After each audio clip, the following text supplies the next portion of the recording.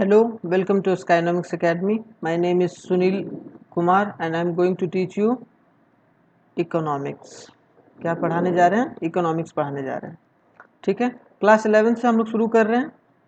Class 11 से शुरू करेंगे, फिर हम लोग 12th का करेंगे. पहले CBSE बोर्ड कवर करेंगे, उसके बाद फिर हम लोग ICSE बोर्ड पर आएंगे और ISC बोर्ड, दोनों बोर्ड को कवर किया जाएगा. तो आज हम लोग शुरू करते हैं. तो ये हमारा जीमेल है जिस पर आप अगर कोई भी इंक्वायरी हो तो आप इस पर सेंड कर सकते हैं, कोई भी प्रॉब्लम हो. ये हमारा व्हाट्सएप नंबर है. ये आप व्हाट्सएप नंबर के थ्रू आप कहीं ना कहीं आप क्या डायरेक्टली आप मुझ या मेरे से कांटेक्ट कर सकते हो कि आपको कोई भी डाउट हो या आपको PDF चाहिए हो या कोई भी टॉपिक पर कोई भी किसी भी तरीके का डाउट हो तो you can contact with me directly with that particular number which are given. ठीक है, तो जो भी गिवन है यहाँ पर चाहिए जीमेल हो आप कांटेक्ट कर सकते हो. हमारा फेसबुक पेज है स्काईनॉमिक्स एकेडमी. तो स्काईनॉमिक्स एकेडमी हमारा फेसबुक पेज है. आप यहाँ पर भी जाकर आप कर सकते हो और यहाँ फॉलो कर सकते हो हमें. और जो भी अपडेट होगी प्रॉपर तरीके से जो भी होगी एग्ज़ाम तक, क्योंकि टर्म एंड एग्ज़ाम जो है 11th क्लास का वो नवंबर में हाफ ईयरली हो जाएगा. नवंबर में हाफ ईयरली हो जाएगा. उसके बाद मैराथन हम लोगों का चलेगा. क्या चलेगा? मैराथन चलाएंगे हम लोग. वो MCQ का या सब्जेक्टिव का होगा. क्वेश्चन प्रैक्टिस करेंगे, 1 to 1 करेंगे, किस तरीके से पूरा वो डील होगा हम लोगों का. या कहीं ना कहीं बोला जाए कि देहरादून में एकेडमी है लेकिन ऑल ओवर इंडिया में जितने भी बच्चे जिनको कहीं ना कहीं प्रॉपर तरीके से इंस्टीट्यूशन में जाके पैसा खर्च करना पड़ रहा है वो यहाँ से फ्री वीडियो देख सकते हैं और सीख सकते हैं. I will provide a particular chapter video और अ PDF ऑल्सो. अगर आप PDF चाहते हो तो आप कांटेक्ट करो व्हाट्सएप नंबर पर, आपको PDF मैं पर्सनली भेजूंगा. ठीक है, इंस्टाग्राम पेज है हमारा स्काईनॉमिक्स एकेडमी के नाम से. हमारा अपना वेबसाइट भी है, तो you can log in our website also skynomicsacademy.com. यहाँ पर प्रॉपर तरीके से जो भी ऑनलाइन अगर पढ़ना चाहते हैं मुझसे तो वो जाकर यहाँ से लॉगिन कर सकते हैं या व्हाट्सएप नंबर पर मुझे इन्फॉर्मेशन सेंड कर सकते हैं. I will see that particular information and just goes on. जैसे भी होगा मैं आपको वहाँ पर बता दूंगा. ठीक है, यहाँ पर जाके यहाँ पर पर्टिकुलर पूरा 6 to 12th क्लास के लिए कहीं ना कहीं पूरा MCQ का और सब्जेक्टिव का बोथ प्रैक्टिस आप जाके कर सकते हो. बस आप एक बार लॉगिन ID और पासवर्ड मुझसे प्राप्त कर लो उसके बाद. ठीक है, उसके बाद मैं ये क्यों बोल रहा हूँ, क्योंकि देखो अभी जो आने वाला ट्रेंड है ना उसमें 50% ऑब्जेक्टिव किया है हमारा CBSE बोर्ड, ऑब्जेक्टिव, और 50% सब्जेक्टिव है. ठीक है, तो सब्जेक्टिव और ऑब्जेक्टिव हम लोग दोनों को नज़रअंदाज नहीं कर सकते हैं, क्योंकि ऑब्जेक्टिव भी 50% आपका रिजल्ट का कहीं ना कहीं एक पूरा आपको पूरे तरीके से आपको नंबर उठाना है तो ऑब्जेक्टिव क्वेश्चंस भी करने होंगे और सब्जेक्टिव भी. सब्जेक्टिव में देखो एक बारी तो आप वहाँ पर अच्छे तरीके से लिख दोगे, कोई भी इलैबोरेट करके कोई भी चीज़ को इलैबोरेट करके थोड़ा बहुत तो आप लिख ही दोगे, लेकिन ऑब्जेक्टिव में तुम्हें आना चाहिए, है कि नहीं. तो we will practice it before the exam. जब भी होगा टर्म एंड एग्ज़ाम होने वाला है नवंबर दिसंबर के आसपास में, तो हम लोग 15-20 दिन पहले ही पर्टिकुलर चैप्टर का स्टार्ट कर देंगे कि किस तरीके से हमें MCQ करने हैं या कैसे आगे फर्दर प्रोसीड करेंगे. टेलीग्राम पर भी आप ज्वाइन कर सकते हो, यूट्यूब जिस पर ये वीडियो आने वाला है, फेसबुक पेज पर भी होगा, फेसबुक पर भी होगा हमारा, और इंस्टाग्राम पेज पर भी दिया जाएगा. और ये आप लिंक प्रोवाइड होगा सारे जगह. और आप स्काईनॉमिक्स एकेडमी आप यूट्यूब में सर्च करोगे तो you can avail that particular video and see it. And आप प्रैक्टिस करते जाओ, आगे करते जाओ. अब बताना मुझे ज़रूर कि ये वीडियो कैसा लगा. ठीक है, और हमारा स्टोर भी है ये खास करके एग्जामिनेशन के लिए. अभी हम लोग कुछ और फैसिलिटी बाद में प्रोवाइड करने वाले हैं, तो we will proceed further also. Application है गूगल प्ले स्टोर पर. ठीक है, तो आज हम लोग फर्स्ट चैप्टर करेंगे माइक्रो इकोनॉमिक्स का. माइक्रो इकोनॉमिक्स का फर्स्ट चैप्टर करने वाले हैं. ठीक है, तो क्लास 11th का फर्स्ट चैप्टर शुरू करते हैं। देखो पहला जो टॉपिक है 11th चैप्टर का, इकोनॉमिक्स एंड इकोनॉमी। तो सबसे पहले हम लोग किस चीज़ के बारे में डील करेंगे, इकोनॉमिक्स के बारे में, है ना। उसके बाद इकोनॉमी में, क्योंकि हमारा इकोनॉमिक्स अगर ठीक रहेगा तो हमारा इकोनॉमी अपने आप ठीक हो जाएगा, है ना। बात बोला जाता है कि अगर हमारे परिवार के इंसान अगर ठीक रहेंगे तो हमारा परिवार तो खुद ब खुद अच्छा रहेगा ना, है ना। तो ये इस तरीके से है, मतलब इकोनॉमिक्स अगर हमारा ठीक रहेगा तो हमारे परिवार का भी इकोनॉमी ठीक रहेगा। मतलब हमारे देश का अगर इकोनॉमिक्स ठीक है then our country's economy is also in a good position होगा। ठीक है, तो यहाँ तक तो आप समझ गए इंट्रोडक्शन में। इसके आगे अगर थोड़ा सा यहाँ पर लिखा हुआ है, देखो इकोनॉमिक्स का मतलब, economics is a science of a human behaviour concern with allocation of scarce, means that which means a consumer can maximize their satisfactions, producers can maximize their profit and society can maximize their social welfare। क्या है, economics एक science है जो कि human behaviour को बताता है कि किस तरीके से जो भी एलोकेशन ऑफ स्कार्स रिसोर्स है वो रिसोर्स को किस तरीके से यूटिलाइज किया जाए, किस तरीके से उस रिसोर्स को, स्कार्स मतलब जो कमी है, मतलब रिसोर्सेज की कमी, मतलब जो होता है ना, मतलब जिसे प्रायोरिटी नहीं दी गई है, तो उस रिसोर्स को कैसे यूज करके कंज्यूमर के सेटिस्फैक्शन को मैक्सिमाइज किया जा सके, हमारे कंज्यूमर संतुष्ट हो जाए। प्रोड्यूसर जो है वो किस तरीके से प्रॉफिट मेंटेन करके चले, क्योंकि प्रॉफिट नहीं होगा प्रोड्यूसर को तो वो गुड्स और सर्विस को प्रोड्यूस नहीं करेगा, अब प्रोड्यूस नहीं होगा तो कंज्यूमर के पास चॉइस नहीं होगा। ठीक है, चॉइस के बारे में अभी आगे हम लोग पढ़ेंगे। Society can maximise their its social welfare, और सोशल वेलफेयर किस तरीके से क्रिएट करके चलना है, मतलब ऐसा नहीं होना चाहिए कि आप सोशली अनवेलफेयर वर्क कर रहे हो और कहीं ना कहीं वो सोशली इम्पैक्ट कर रहा है, इन्वायरमेंट को हो गया या किसी चीज़ को भी, जो कि वो फ्यूचर जनरेशन के लिए घातक साबित हो। ठीक है, यहाँ तक कोई भी प्रॉब्लम नहीं होना चाहिए, I think so. If so then you will comment on comment box. ठीक है, अब देखो स्कार्सिटी के बारे में। स्कार्स का कहीं ना कहीं एक बड़ा फॉर्म है स्कार्सिटी। ठीक है, तो scarcity it refers to a situation when you have a less than what you wish to have. आप जितना चाह रहे थे, आप जितना चाह रहे हो, आप चाह रहे हो इतना हो, ठीक है, लेकिन है एक्चुअल में क्या, ये छोटा सा पार्ट। तो क्या ये जो थोड़ा सा पार्ट और थोड़ा सा एक्सप्लेन करते हैं। अगर आपके पास 50,000 रुपीज़ आपको चाहिए, लेकिन है आपके पास कितना, 30,000 रुपया, 30,000 you have, then the difference between that want and wish is known as scarcity. Scarcity ये 20,000 रुपये का स्कार्सिटी है ना, कमी है ना। तो that particular situation implies that you have scarcity of that particular, कोई भी पर्टिकुलर चीज की स्कार्सिटी हो। In other word scarcity implies the situation when the supply of economic is less and demand for the resource. कि demand किया जा रहा है, क्या डिमांड किया जा रहा है, खुद तुम डिमांड कर रहे हो पिताजी से, क्या डिमांड कर रहे हो भाई, 50 रुपये का डिमांड कर रहे हो या 500 का डिमांड कर रहे हो, लेकिन पिताजी से सप्लाई कितना मिला। अब सप्लाई का मतलब क्या है कि तुम्हें उनसे कितना मिला, तो अगर तुम्हें 200 मिला, इसका मतलब क्या, कमी हो गया ना तुम्हारे पास 300 का। जो तुमने सोचा था, जो तुमने विश करा था, वो कमी आ गई। तो ये विश को फुलफिल करने के लिए कहीं ना कहीं स्कार्सिटी ऑफ रिसोर्स को या चॉइसेस को बढ़ाना पड़ेगा। अभी तुम्हारे पास चॉइस है कि ये 300 रुपये फ्रेंड से मांगे या कहीं से मांगे, कहाँ से करें ये जुगाड़, क्योंकि तुम्हें तो 500 चाहिए भाई, बर्थडे पार्टी है तुम्हारी, तुम्हें देना है। तो ये डिमांड हो गया कि तुम्हारी डिमांड कितनी है, इतना 500।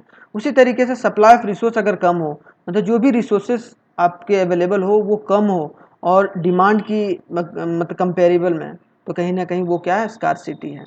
Choice is the outcome of scarcity, और इसके कारण से क्या निकल कर आता है, आउटकम क्या है, स्कार्सिटी। ये 300 का जो स्कार्सिटी है, दैट स्कार्सिटी विल इमर्ज्ड, ठीक है, and this will emerge a choice problem. अब इसे क्या बोलते हैं, चॉइस की प्रॉब्लम आ गई, है ना। अब चॉइस की प्रॉब्लम क्यों आती है भाई, चॉइस की problem is an outcome of scarcity. वो आउटकम है स्कार्सिटी का। Choice emerge when a limited resource can be used for the satisfaction of unlimited wants, कि अनलिमिटेड वांट्स की वजह से कहीं ना कहीं हो रहा है ना। अगर तुम्हें जितना नीड है, देखो नीड और विश में बहुत बड़ा अंतर है, समझ लो। विश में तुम चाह रहे हो कि ये हो जाए, लेकिन तुम्हारी जरूरत ये है, तुम चाहते हो ना, तुम्हारी जरूरत तो फुलफिल है, लेकिन तुम चाह रहे हो कि अभी तुम्हारे पास ऑल्टो कार है, तुम चाह रहे हो कि मेरे पास क्रेटा हो जाए, ठीक है। तो ये दोनों के बीच का जो खाई है ना, उसको स्कार्सिटी है। स्कार्सिटी कारण चॉइस, कि आपके पास अब चॉइस क्या बचा, आप तो आपकी नीड पूरी हो गई, आपके पास विश के लिए उतना पैसा है नहीं, तो आप कहीं ना कहीं इसके बीच का रास्ता जो बुद्धा वाला पार्क होता है ना, उसको लेके चलना होगा। तो स्कार्सिटी अनलिमिटेड वांट्स की वजह से, या यूज होता है सेटिस्फैक्शन क्यों, क्योंकि लिमिटेड वांट्स की वजह से, ठीक है। अब choice refers to a situation selection for the available of limited alternatives, it emerges because of resources scarce. ये चॉइस की प्रॉब्लम क्यों आती है, क्योंकि रिसोर्स की कमी की वजह से, और resource can be allocated for the alternative uses, और जो रिसोर्स जो यूज होना चाहिए इस स्कार्सिटी को भरने के लिए, वो दूसरे जगह यूज हो रहा है अल्टरनेटिव यूज के लिए, ठीक है। तो दो तरीके का रेफरेंस दिया गया है, जिससे कहीं ना कहीं चॉइस की प्रॉब्लम निकलकर हमारे इकोनॉमी में आती है, ठीक है। अब देखो 10 अगर रिजल्टेंट निकाला जाए कि भाई ये स्कार्सिटी का प्रॉब्लम क्या है क्या नहीं है, तो ये इसका अगर पूरा प्रॉब्लम अगर निकाला जाए तो स्कार्सिटी कॉजेज चॉइस। स्कार्सिटी क्या कॉज करता है, चॉइस कॉज करता है। Choice implies a decision making, और वो डिसीजन मेकिंग की वजह से होता है। अब decision making relates to a limited resource in the manner, और डिसीजन इस तरीके से मेक किया जाए ताकि वो चॉइस की प्रॉब्लम ना हो, ठीक है। स्कार्सिटी आया, स्कार्सिटी से चॉइस इमर्ज हुआ, लेकिन वो डिसीजन मेकिंग से आप क्या करो, मैक्सिमाइज करो, क्या कि डिसीजन अच्छे तरीके से लो और चॉइस की कमी ना होने दो लोगों में। अगर लोगों में चॉइस की कमी हो गई तो वो कहीं ना कहीं मोनोपोली क्रिएट हो गया ना, कि आप क्या कर रहे हो, आप वही चीज़ अगर आप 100 रुपये में बेच रहे हो या वो 200 रुपये में बेच रहे हो, लोगों को खरीदना ही खरीदना है, तो ठीक है। तो ये क्या करेगा, मैक्सिमम सेटिस्फैक्शन करेगा, producer maximize his profit and society maximize his social welfare. Economics आ गया ना। इकोनॉमिक्स में क्या है, अगर आपकी कंट्री की इकोनॉमिक्स है तो ये तीन चीज़ आपको सेटिस्फाई करना ही होगा। एक क्या, कंज्यूमर को सेटिस्फाई करना होगा, आप प्रोड्यूसर को प्रॉफिट होना चाहिए, और सोसाइटी को वेलफेयर मिलना चाहिए, ठीक है। यहाँ तक आई होप सो आप लोग समझ गए होंगे, ठीक है। अगर नहीं समझ में आता है ना तो फिर दोबारा देखो, ठीक है। अब आते हैं इकोनॉमिक्स कितने तरीके के होते हैं, मेनली दो तरीके के इकोनॉमिक्स होते हैं। पहला कौन सा, माइक्रो इकोनॉमिक्स, जो हम लोग 11th में पढ़ने वाले हैं, ये 11th में पढ़ेंगे। और दूसरा क्या होगा, मैक्रो इकोनॉमिक्स, जो कि हम लोग 12th में पढ़ेंगे, ठीक है। तो माइक्रो और मैक्रो दो इकोनॉमिक्स के टाइप्स होते हैं, है कि नहीं। तो माइक्रो इकोनॉमिक्स जो होते हैं वो कहीं ना कहीं क्या, when a problem of a choice are studied and addressed at the level of individuals। अगर कोई भी इकोनॉमिकल प्रॉब्लम जो कि चॉइस की वजह से आई है, और वो इकोनॉमिक प्रॉब्लम जो स्टडी किया गया है, अगर कोई स्टडी किया जा रहा है किसी इंडिविजुअल के बारे में, एक इंसान है, छोटा सा बंदा है, छोटा सा भीम है, अगर इस इंसान के बारे में पता लगाया जा रहा है या स्टडी किया जा रहा है, क्या स्टडी किया जा रहा है कि भाई इसकी इकोनॉमिक्स क्या है, इसकी चॉइस क्या है, प्रॉब्लम क्या है इसकी, या इसका जो इकोनॉमिकल प्रॉब्लम है वो क्या क्या है, then that particular economy is known as micro economics. छोटे लेवल पर, माइक्रो मतलब क्या, छोटा, कि छोटे लेवल पर अगर इकोनॉमिक्स की बात की जाए, मतलब at as a individual level पर बात किया जाए, then that particular economics is known as micro economics. दूसरी तरफ अगर हम लोग देखें तो मैक्रो इकोनॉमिक्स, मैंने problem of a choice, economic problem of choice, इसका मतलब क्या है कि इकोनॉमिक का प्रॉब्लम है, और studies and address at the level of country as a whole. अगर पूरे कंट्री के होल लेवल पर अगर पढ़ा जाए, तो a different region of the country के बारे में अगर बताया जाए, मतलब पूरे कंट्री के बारे में बता रहे हैं हम कि हमारे कंट्री में ये प्रॉब्लम है, ये क्या कि हमारा ये प्रॉब्लम है भाई कि हम ये गरीब हैं, हमें इंसान, तो ये गरीब गरीब इंसान माइक्रो इकोनॉमिक्स हो गया, और गरीबी, हमारे देश की गरीबी, पॉवर्टी, वो क्या हो गया, मैक्रो इकोनॉमिक्स हो गया, ठीक है।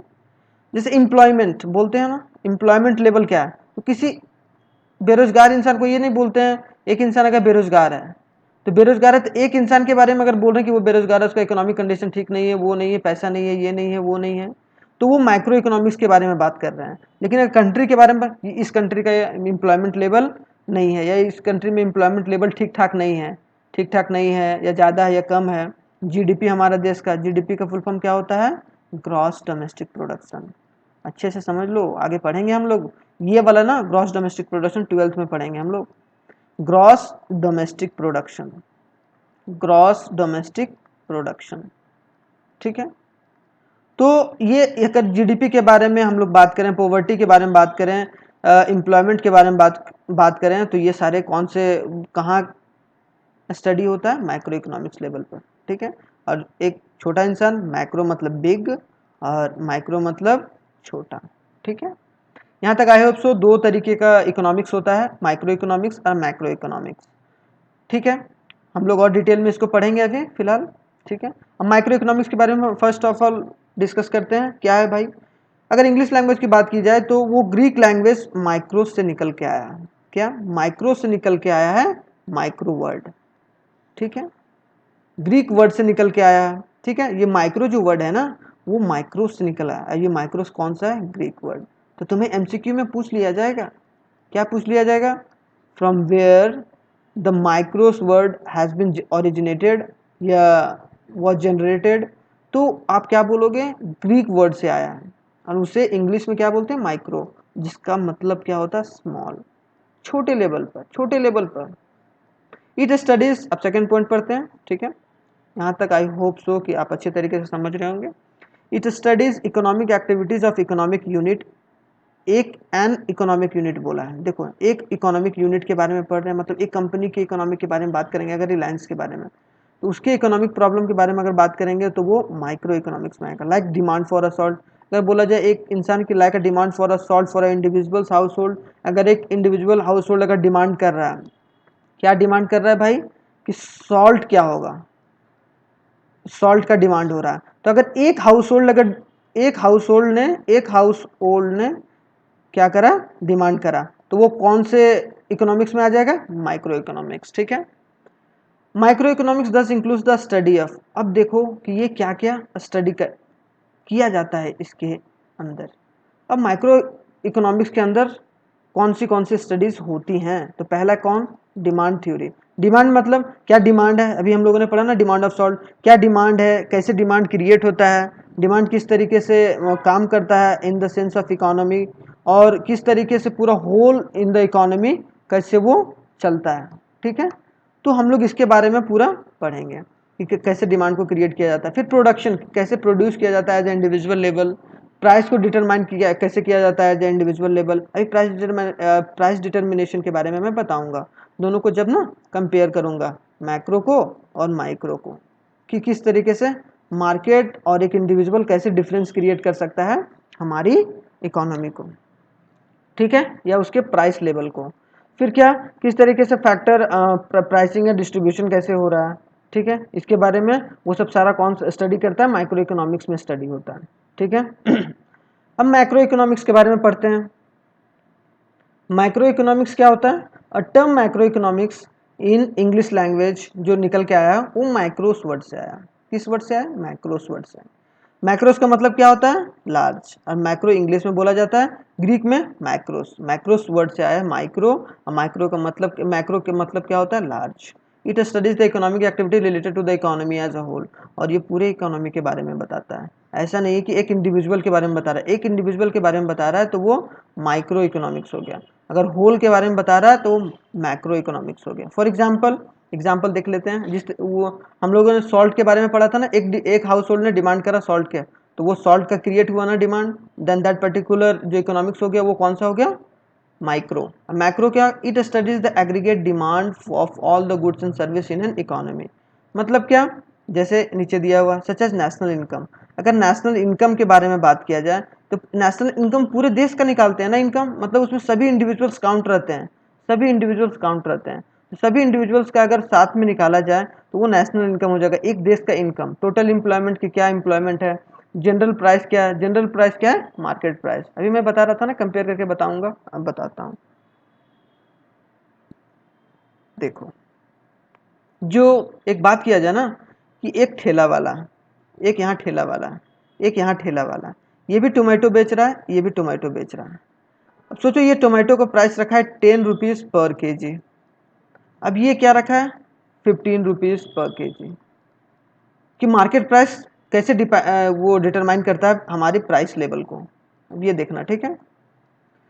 तो 10 रुपीज़ पर केजी रखा गया है इसके द्वारा, तो 10 रुपीज़ पर केजी। कोई इंसान आया खरीदने के लिए तो पहले वो सस्ता देखेगा ना मार्केट में, ये नहीं देखेगा, पहले महंगा नहीं देखेगा, पहले वो 2-4 दुकान घूमेगा, तो ये 2 दुकानें हैं तो दोनों दुकान में घूमा जाएगा, तो ये इंसान देखेगा कि इसका क्वालिटी भी ठीक है भाई और ये अच्छे से प्राइस भी लगा रहा है, तो इसका सामान जो होगा वो अच्छे तरीके से परचेज किया जाएगा लोगों के द्वारा। लोगों के द्वारा मतलब क्या, कंज्यूमर के थ्रू, जो कंज्यूमर परचेज करेंगे आसानी से। लेकिन ये बंदा क्या खाली बैठा है भाई, क्यों? क्योंकि ये प्राइस ज़्यादा रखा है लेकिन क्वांटिटी और क्वालिटी थोड़ा बहुत फ़र्क है, लेकिन ये प्राइस बहुत ज़्यादा डिफरेंस रखा है। तो कहीं ना कहीं जो इसका परचेज होगा वो कम हो जाएगा ना।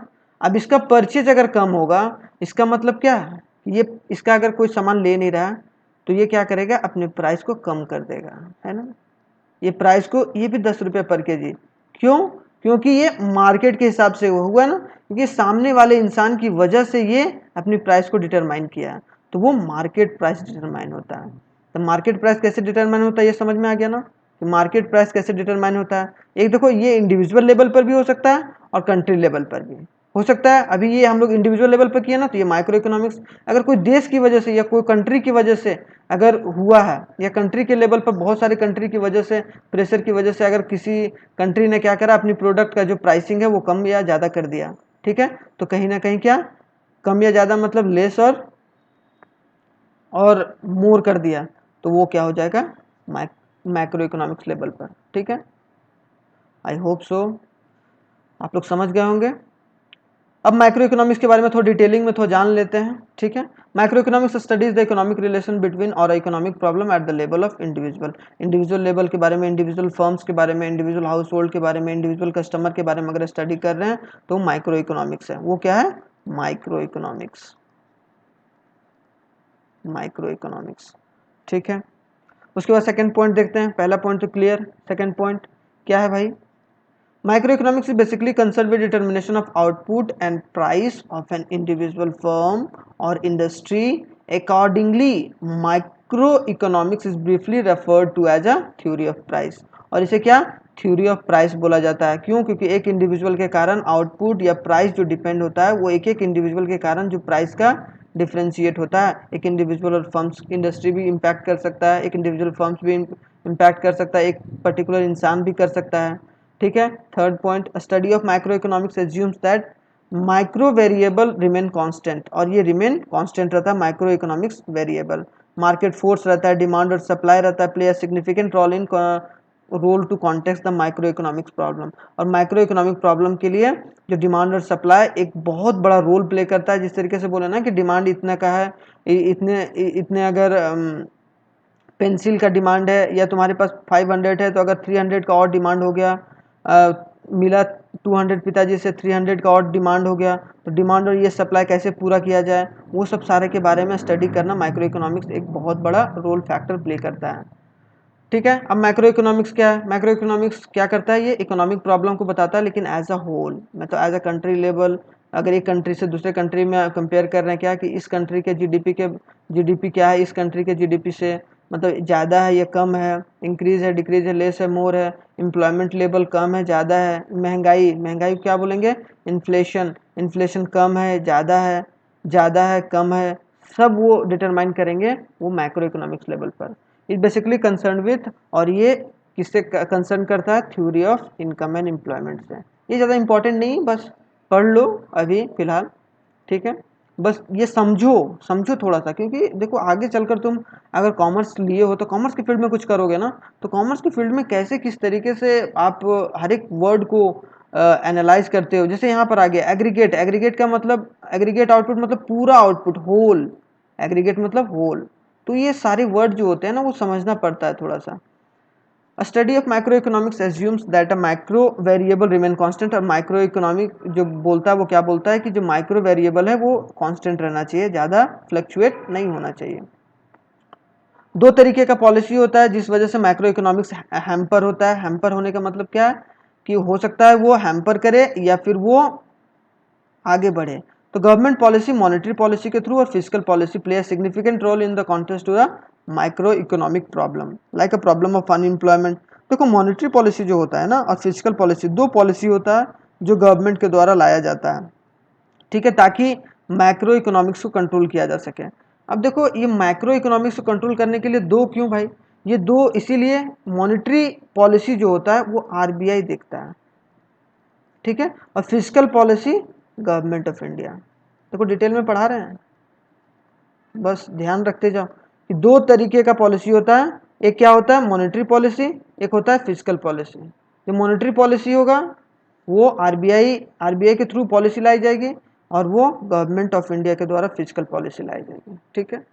I hope so. और ये दोनों पॉलिसी के थ्रू वो कंपेयर करता है क्या, या जो कहीं ना कहीं जो प्रॉब्लम सॉल्यूशन जो निकाला जाता है वो इन्फ्लेशन का निकाला जाता है, पॉवर्टी का, अनएम्प्लॉयमेंट का, कैसे किस तरीके से प्रॉब्लम है उसको कैसे मैनेज किया जाए, ये दोनों पॉलिसी के थ्रू आगे हम लोग डिटेल में पढ़ेंगे। मैक्रो इकोनॉमिक्स में चिंता करने की जरूरत नहीं है, बस लगे रहो, ठीक है। अब देखो थोड़ा सा डिफरेंस भी पढ़ लेते हैं। डिफरेंस क्या है दोनों का? स्टडीज इंडिविजुअल इनकम्स और स्टडीज नेशनल इनकम, ठीक है। अगर मैं एक बार नीचे कर देता हूँ, ठीक है। एनालाइज, ये क्या इंडिविजुअल, माइक्रो जो है, और मैक्रो, ये नेशनल इनकम के बारे में, ये इंडिविजुअल इनकम। ये डिमांड और सप्लाई एक पर्टिकुलर लेबर के बारे में बता रहा है ना, ये इकोनॉमी के होल के बारे में, एम्प्लॉयमेंट के बारे में बात हो रहा है, तो ठीक है। उसके बाद deals with house hold firms decision, एक हाउस होल्ड एक फर्म्स के डिसीजन की वजह से जो इकोनॉमिक में हैम्परिंग होती है वो माइक्रो इकोनॉमिक्स लेवल में पढ़ी जाती है। और डील्स विद एग्रीगेट डिसीजन, जो पूरे देशवासी के डिसीजन की वजह से जो एग्रीगेट डिसीजन लिया गया उस वजह से, तो वो मेनली ये मार्केट की वजह से, ठीक है, मार्केट की वजह से हुआ। स्टडीज इंडिविजुअल प्राइस, स्टडीज क्या किया गया, इंडिविजुअल प्राइस, और इसमें क्या स्टडीज ओवरऑल प्राइस किया जाता है, ठीक है। Analyse the demand and supply of the goods, इसमें analyse aggregate demands, aggregate demand किया जाता है, इसमें डिमांड और सप्लाई किया जाता है एज ए इंडिविजुअल, एक इंसान का, लेकिन इसमें होल पूरे का किया जाता है, ठीक है। चलो आई होप सो यहाँ तक समझ में आ गया होगा। अब देखते हैं पॉजिटिव एंड नॉर्मेटिव इकोनॉमिक्स क्या होता है।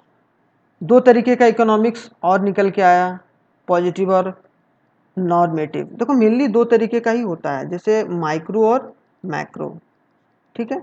लेकिन ये सब क्या है कि ये एक सब्सिडियरी पार्ट है इकोनॉमिक्स का। अब पॉजिटिव क्या है?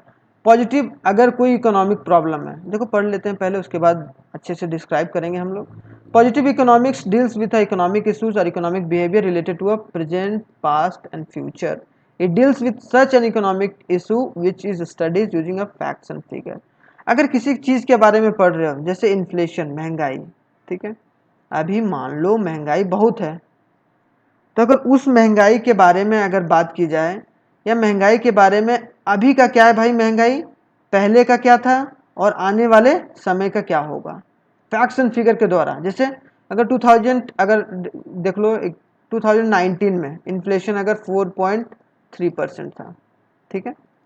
अगर 2021 जो अभी का समय है उसमें अगर कहीं ना कहीं क्या कि जो इन्फ्लेशन है वो 4.6% हो गया, ठीक है, कोविड के कारण, ठीक है। और 2022 मतलब जो आने वाला समय है उसमें, तो ये तीनों ना एक प्रेजेंट के बारे में भी देखा गया, ये फैक्चुअल फिगर है ना, फैक्ट है ना, कहीं तो हवा से आया नहीं है ये फिगर, ये प्रॉपर तरीके से निकाला गया है कि कितना महंगाई बढ़ा है, कितना महंगाई घटा है, क्या नहीं है। अगर ये 4.3% ये 4.6% है। अगर आने वाले समय में प्रिडिक्ट कर दिया जाए क्या कि आने वाले समय में महंगाई जो है वो कम होगी, क्यों? क्योंकि कोविड के केसेस धीरे धीरे कम होंगे, वैक्सीन आ गई है, तो उस वजह से जो हमारा परसेंटेज होगा वो 4.3% आ जाएगा, जो हमारा 2019 में था। तो इसका मतलब क्या है कि अगर वैसा इकोनॉमिक्स जिसमें पास्ट, प्रेजेंट और फ्यूचर के बारे में पढ़ा जाए या उनके बिहेवियर को पढ़ा जाए, बिहेवियर मतलब क्या? बिहेवियर मतलब वो कैसे बर्ताव कर रहा है, वो इकोनॉमिक्स कैसे बर्ताव कर रहा है, इन्फ्लेशन कैसे बर्ताव कर रहा है, एम्प्लॉयमेंट कैसे बर्ताव कर रहा है। अब जैसे एग्जांपल में लिखा हुआ है यहाँ पर देख लो, state of poverty in a present, future and past. अगर गरीबी के बारे में बताया जाए कि गरीबी पास्ट में क्या था, प्रेजेंट में क्या है और फ्यूचर के बारे में या फ्यूचर में क्या होगा, तो इसके बारे में अगर हम लोग स्टडी करेंगे, सिंपली क्या पढ़ेंगे हम लोग? सिंपली पढ़ेंगे व्हाट वाज, क्या था, क्या है और क्या होगा, what would be, what was, what is and what would be. तो ये क्या हो जाएगा? Positive economics. ये क्या हो जाएगा? पॉजिटिव इकोनॉमिक्स, ठीक है। आई होप सो ये पूरे अच्छे तरीके से समझ में आ गया होगा। अब देखो कैरेक्टरिस्टिक्स ऑफ पॉजिटिव स्टेटमेंट या पॉजिटिव जो इकोनॉमिक्स है उसका क्या है। There is a highlight of nature and extent of problem, वो नेचर और एक्सटेंट ऑफ द प्रॉब्लम बताता है कि इकोनॉमिकल प्रॉब्लम क्या है, तभी ना वो उस पर बता पाएगा कि अभी ये प्रॉब्लम था, आगे ये प्रॉब्लम होगी, अभी ये प्रॉब्लम, पहले ये प्रॉब्लम थी, अभी ये प्रॉब्लम है, आगे ये प्रॉब्लम आने वाली है, या आगे ऐसे सुधर सकती है, ऐसे नहीं सुधर सकती है। This assessment based on the facts and figure, और ये किस पर डिपेंड रहता है, फैक्ट्स और फिगर्स पर, प्रेजेंट, पास्ट और future. This statement is variable for truth, और ये ट्रूथ रहता है, सच्चाई रहती है इस स्टेटमेंट में। ऐसे नहीं कि कोई भी बोल दिया, वो अभी बताएंगे कि वो अगर कोई ऐसे ही बोल देता है क्या कि आने वाले समय में हमारा इकोनॉमी ये होगा, ये होगा, ये होगा, तो अगर कोई जजमेंट और ओपिनियन देगा तो वो दूसरा इकोनॉमिक्स होगा, मैं अभी आने वाले समय में बताऊंगा, जो कि नॉर्मेटिव इकोनॉमिक्स है। ठीक है, और ये जो पॉजिटिव होगा वो रिफ्लेक्ट नहीं करेगा जजमेंट को, ओपिनियन को और इकोनॉमिस्ट को। क्यों? क्योंकि ये तो फैक्चुअल है ना, फैक्चुअल इन्फॉर्मेशन को आप काट नहीं सकते। आखिर बताओ, ये बोलेंगे ये 3 लिखा हुआ है, इसमें कोई काट है, तो ये पॉजिटिव स्टेटमेंट हो गया। अगर बोल देंगे नहीं 3+1 आगे अगर बोला जाए कि 4 है, लेकिन कोई इंसान बोल रहा है 4 नहीं ये 5 है, तो इसको हम लोग काट सकते हैं। क्यों? क्योंकि ये इसका ओपिनियन है, ये किस वजह से बोला होगा कि भाई एक और ऐड कर दो, एक ये कर दो, वो कर दो, अलग अलग तरीके से बोलता है इंसान, है ना। तो ओपिनियन आ गया ना, इसमें ओपिनियन नहीं, ये फैक्चुअल इन्फॉर्मेशन है ना, 3 बोला गया मतलब 3 है। ठीक है, ये पॉजिटिव इकोनॉमिक्स होगा। नॉर्मेटिव क्या होगा? Normative economics is economics what ought to be, क्या हो सकता है। It deals with an opinion, economics related economic issue और इकोनॉमिक प्रॉब्लम, कि कोई इकोनॉमिक प्रॉब्लम के बारे में किसी ने कुछ कह दिया, जैसे फाइनेंस मिनिस्टर ने कह दिया क्या कि अब ओल्ड एज जो पेंशन है वो स्टॉप होना चाहिए, तो किस वो कहा है ना, कोई फैक्चुअल इन्फॉर्मेशन तो नहीं दिया ना, फैक्चुअल इन्फॉर्मेशन नहीं दिया ना, कोई फैक्ट्स एंड फिगर तो प्रोड्यूस, ये तो इसका ओपिनियन है, it is just an opinion. Normative economics क्या होता है? इट्स जस्ट एन ओपिनियन, कोई ओपिनियन बता रहा है कोई भी इकोनॉमिकल प्रॉब्लम पर, तो उसे क्या बोलेंगे हम लोग? Normative statement. ठीक है, या नॉर्मेटिव इकोनॉमिक्स।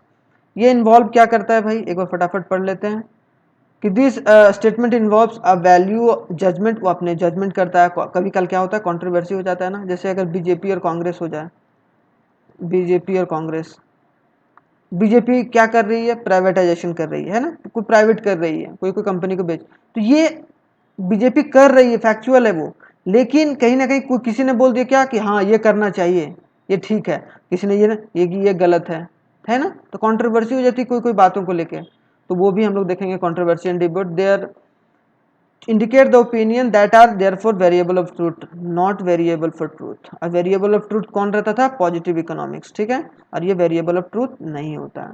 ठीक है, और ये बताता है कि आगे सॉल्यूशन क्या होगा, मतलब क्या आप, मतलब आपको क्या करना चाहिए, क्या नहीं होगा, मतलब एज अ इकोनॉमिस्ट जो भी अपना ओपिनियन जो रखते हैं ना, वो सब सारा कौन सा इकोनॉमिस्ट हो गया, जो भी इकोनॉमिस्ट जो अपना प्रॉब्लम रखते हैं वो सब किस में आ जाएगा? नॉर्मेटिव। कहाँ जाएगा? नॉर्मेटिव इकोनॉमिक्स में। ठीक है, तो ये इकोनॉमिक्स के बारे में हम लोगों ने पढ़ लिया, पूरा इकोनॉमिक्स को डिस्क्राइब किया हम लोगों ने, क्या कैसे होता है, क्या नहीं होता है। अब हम लोग क्या पढ़ेंगे? इकोनॉमी क्या होता है, व्हाट इज इकोनॉमी। मैंने बताया था ना कि अगर परिवार ठीक रहे, मतलब परिवार का इंसान सारा ठीक रहे, तो हमारा परिवार पूरा ठीक रहेगा। मतलब क्या? हमारा अगर इकोनॉमिक्स ठीक है तो हमारा इकोनॉमी खुद ब खुद ठीक है। ठीक है, उसी तरीके से सेम एक माइक्रो और मैक्रो में, अगर माइक्रो इकोनॉमिक्स ठीक रहेगा, MIC ठीक रहेगा, तो MA अपने आप ही ठीक हो जाएगा, है ना। क्यों? क्योंकि छोटा छोटा इंसान अगर साथ में बहुत अच्छे तरीके से कमा रहा है या खा रहा है, इनकम जनरेट कर रहा है, तो क्या होगा? हमारे देश का भी तो इनकम बढ़ेगा, हमारा देश भी इंक्रीज करेगा। सेम इसी तरीके से अगर इकोनॉमिक्स ठीक है तो इकोनॉमी अपने आप कंसिडर्ड में आ जाता है। Economic it is a nature and level of economic activity, जो भी इकोनॉमिक एक्टिविटी परफॉर्म किया जाता है पीपल के द्वारा, जो भी इकोनॉमिक एक्टिविटी, यहाँ बताए ना कि जो भी इकोनॉमिक एक्टिविटी परफॉर्म किया जाता है लोगों के द्वारा, जो भी इकोनॉमिक एक्टिविटी परफॉर्म किया जा रहा है लोगों के द्वारा कोई भी एक पर्टिकुलर एरिया में, would reveal a system by which earns a living, और ये लोग कुछ कमाई कर रहे हैं ताकि हमारा जो सोल जो इकोनॉमी है वो बढ़ सके, तो उसे क्या बोलेंगे हम लोग? इकोनॉमी। ठीक है, an individual himself is not capable of, अरे एक इंडिविजुअल कोई प्रोड्यूस अकेले तो सारा गुड्स एंड सर्विस प्रोड्यूस नहीं कर सकता, इसीलिए तो हम लोगों को कहीं ना कहीं आवश्यकता पड़ती है और सारे गुड्स एंड सर्विस जो दूसरे से ले सकें और अपनी वांट्स को सेटिस्फाई कर सकें, अपनी वांट्स को क्या कर सकें? सेटिस्फाई कर सकें। ठीक है। अब देखो इकोनॉमिक दो तरीके के मेनली होते हैं, क्या, सिंपल और कॉम्प्लेक्स, और बाइफर्केशन होती है, लेकिन एक बोला जाता है चलो भाई ये सिंपल इकोनॉमी है, ये कॉम्प्लेक्स इकोनॉमी है। सिंपल इकोनॉमी का मतलब क्या होगा, इनकम वहाँ के लोगों को क्या होगा, लो होगा। मल्टीपल वांट्स जो होगा, मतलब जो लोग चाहेंगे कि ये भी खरीद लें, ये भी खरीद लें। क्यों? क्योंकि उनके पास इनकम जब लो होगा, जब इनकम किसी के पास कम रहता है, मतलब पैसा किसी के पास कम रहता है, तो क्या करेगा वो ज़्यादा मल्टीपल या इनॉर्मस चीज़, मतलब ज़्यादा सामान या कुछ भी वगैरह ज़्यादा नहीं खरीद पाएगा। ठीक है, तो वो wants are not so enormous, बहुत बड़ा वांट्स नहीं रहता है।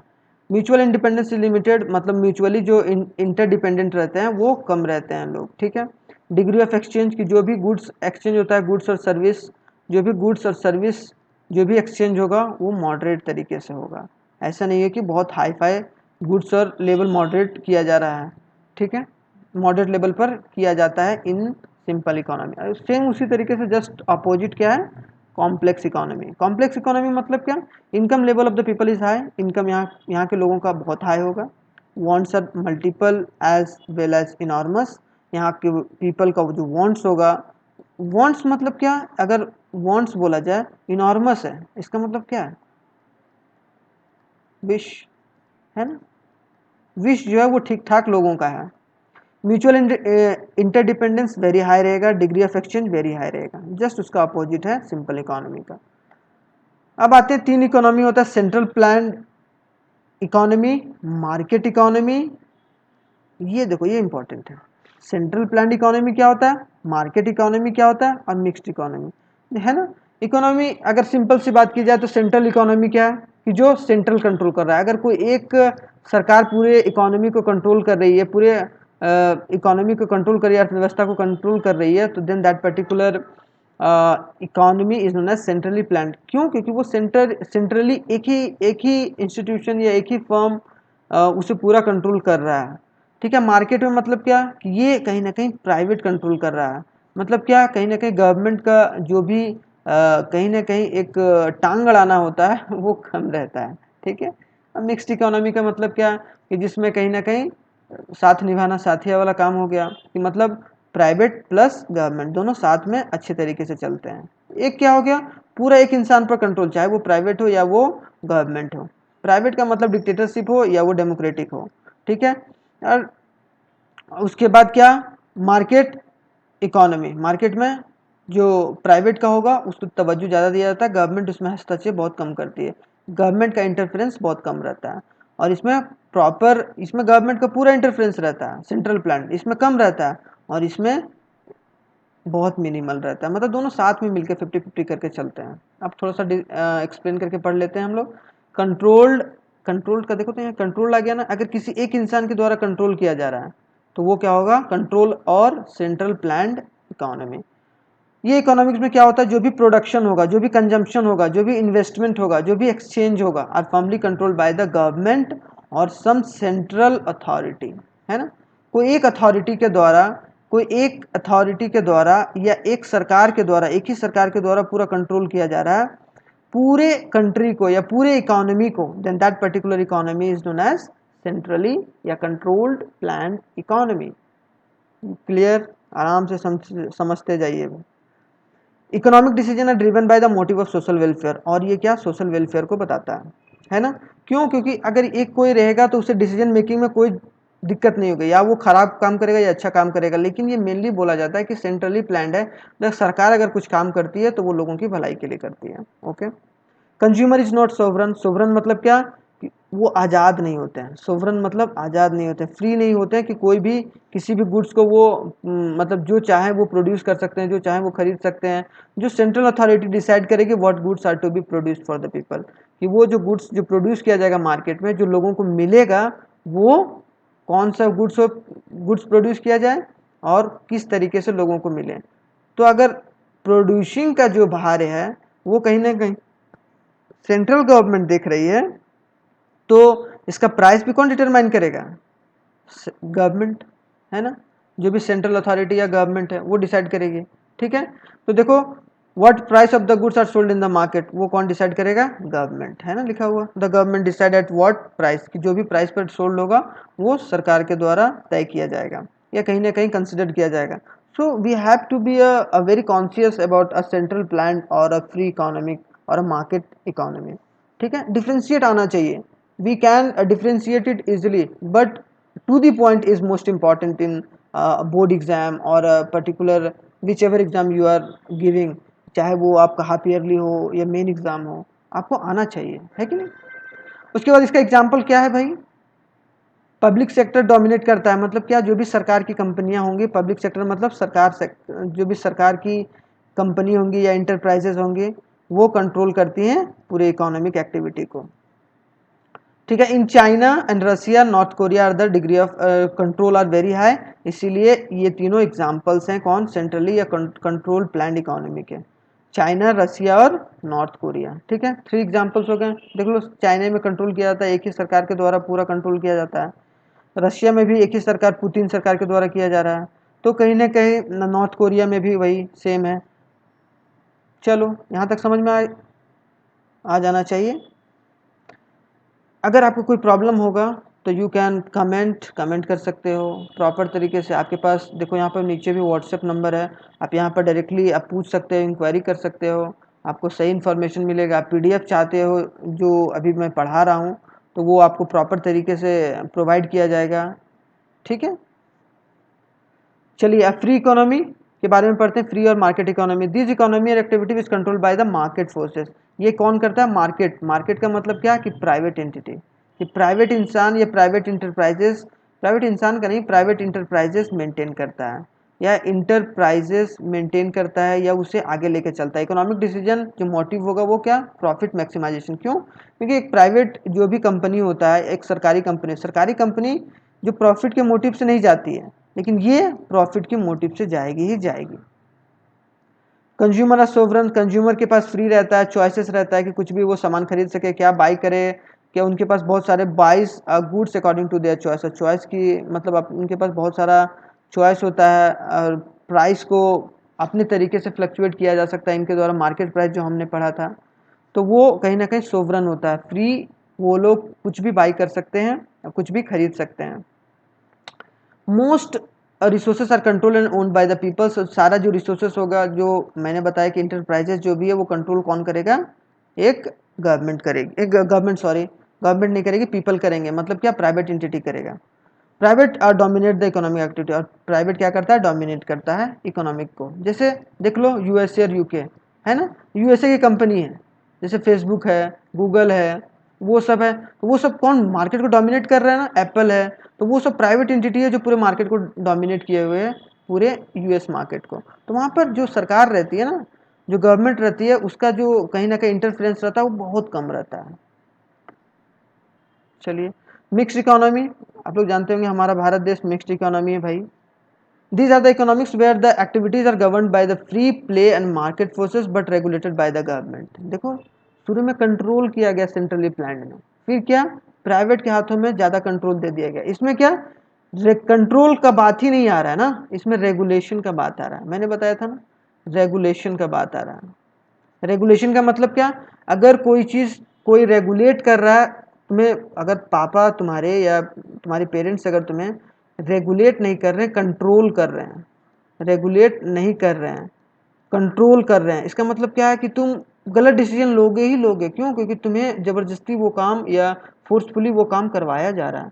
लेकिन रेगुलेट करेंगे, हाँ चलो बेटा ये काम कर लो, ये कर लो, अगर ये कर लोगे तो ये गिफ्ट मिलेगा, या कहीं ना कहीं उसके साथ अगर गिफ्ट जोड़ दिया जाए, या कहीं ना कहीं रेगुलेट आसानी से बात करके अगर वो बात को किया जाए तो वो ज़्यादा बेहतर होता है। इसीलिए हमारा देश शुरू से ही, भारत जब 1947 में जब हमारा भारत देश आज़ाद हुआ, तब से ही जो जवाहरलाल नेहरू जी ने बोला ही था, या उनके डिसीजन, उनकी कमेटी ने डिसीजन लिया था कि हमारा इकोनॉमी क्या होगा, मिक्स्ड इकोनॉमी, ना तो ज़्यादा प्राइवेट के हाथों में हम लोग देंगे, ना हम लोग ज़्यादा रखेंगे, तो कहीं ना कहीं क्लोज्ड इकोनॉमी था लेकिन हम लोग मिक्स्ड इकोनॉमी थे, ठीक है।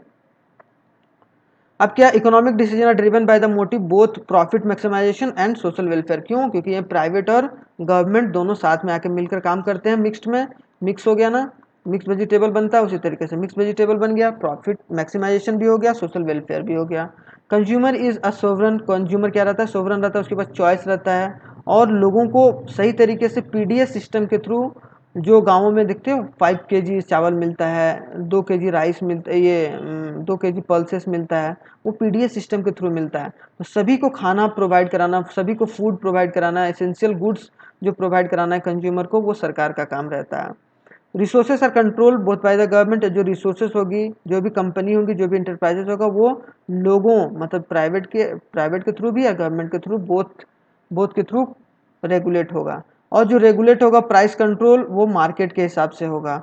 ऐसा नहीं होगा, जो प्राइस होगा वो मार्केट के हिसाब से डिटरमाइन होगा, ना कि वो एक प्राइवेट एंटिटी करेगा, मतलब ज़्यादा प्राइवेट एंटिटी नहीं करेगा, ना सेंट्रल गवर्नमेंट तय करेगा।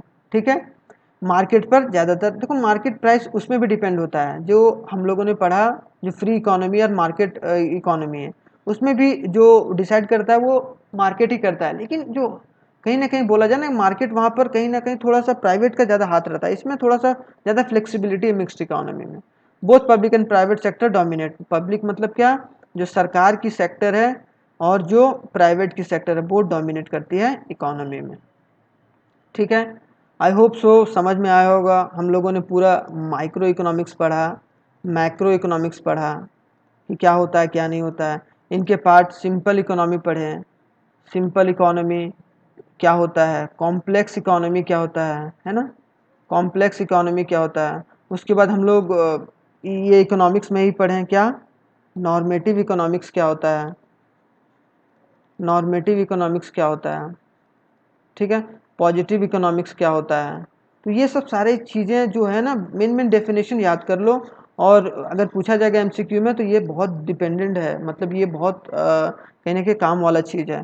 सिंपल इकोनॉमिक्स पढ़ें, ये पढ़ें, फिर हम लोग 3 पढ़ें, सेंट्रली प्लान्ड इकोनॉमी, है ना, इकोनॉमी ई, ठीक है। फिर हम लोग पढ़ें क्या, कि वो फ्री और मार्केट इकोनॉमी क्या होता है, फ्री और मार्केट इकोनॉमी क्या होता है। उसके बाद हम लोग पढ़ें मिक्स्ड इकोनॉमी क्या होता है। सेंट्रली प्लान्ड में देखें, चाइना एग्जांपल है, चाइना, नॉर्थ कोरिया और रशिया। जो फ्री में यूएसए और यूके है। उसके बाद क्या, मिक्स्ड में क्या है, हमारा देश, हमारा प्यारा भारत देश, जो कि इंडिया है। ठीक है, तो ये सब सारा चीज़ हम लोगों ने डिस्कस करा। आई होप सो समझ में आया होगा। I have done my best and this is my first video on YouTube, so hopefully you like it and please motivate me by seeing it or by liking the video on YouTube and this will be a very helpful for me for a future video। और देखो मैं लगातार video लाता ही रहूँगा।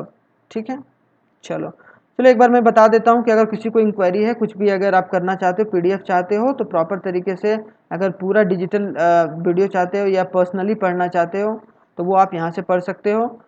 यहाँ पर आप information देके आप यहाँ पर इंक्वायरी ले सकते हो कि क्या है क्या नहीं है, उसके हिसाब से फिर आगे फर्दर। वैसे भी तो वीडियो मैं यूट्यूब में डालूंगा ही फ्री में, आप लोगों के लिए फ्री में। अगर फ्री में भी चाहते हो आप लोग कि मुझे पीडीएफ मिल जाए तो आप मुझे व्हाट्सएप नंबर पर आप मैसेज कर सकते हो, यहाँ पर भी जीमेल पर भी कर सकते हो।